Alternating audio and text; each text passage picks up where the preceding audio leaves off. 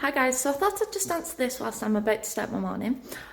So what about ear ringing? Okay, so for those of you who don't know, ear ringing is tinnitus. And all that this is, if you imagine there was an umbrella, I'm taking this from Joshua Fletcher, so if there was an umbrella and it said anxiety on the top, that's the anxiety umbrella, underneath that are different symptoms of anxiety.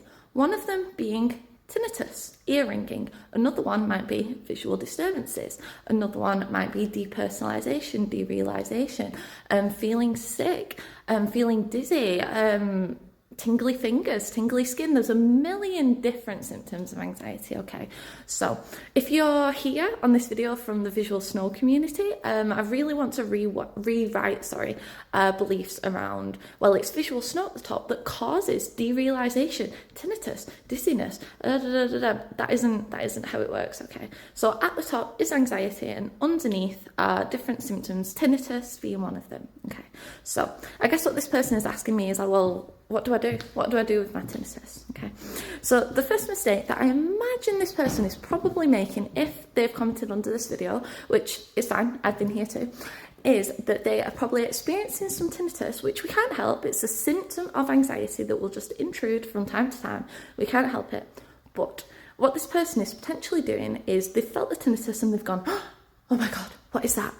Maybe there's something terribly wrong. And they have then zoomed in on it and been like, oh, is it gone yet? Is it gone yet? Why is it still here? And asking their partner potentially like, oh, when will this go? I feel terrible. I wish that this would go. Do you hear that too? They might have been Googling. They might have been, using safety behaviours, which I talked about in my previous video, such as wearing earplugs, such as saying, well, I can't go to concerts anymore because of my tinnitus, avoiding things. And all of this, if you imagine, it's just like a massive concoction of things that are making the problem worse. Because when we do that, it is telling your brain through your behaviour that ear ringing, that tinnitus is dangerous, which it isn't. It's uncomfortable, yes, but all that you are doing when you engage in these behaviours, if you imagine like an email list, every time that you do a compulsion, it makes the tinnitus go ping back to the top. It almost like pins it back to the top.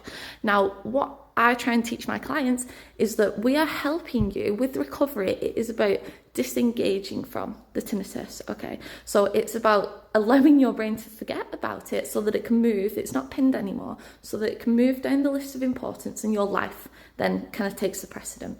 Okay, so what I encourage you to do is to go back to living your old life again. So if you've changed your life, if you started taking supplements, if you've started, like avoiding concerts or wearing those loop earplugs or anything like that, we need to let go of these. And what we need to get you to practice is the art of attention. So what that means is we need to practice experiencing the intrusive sensation, which is the tinnitus.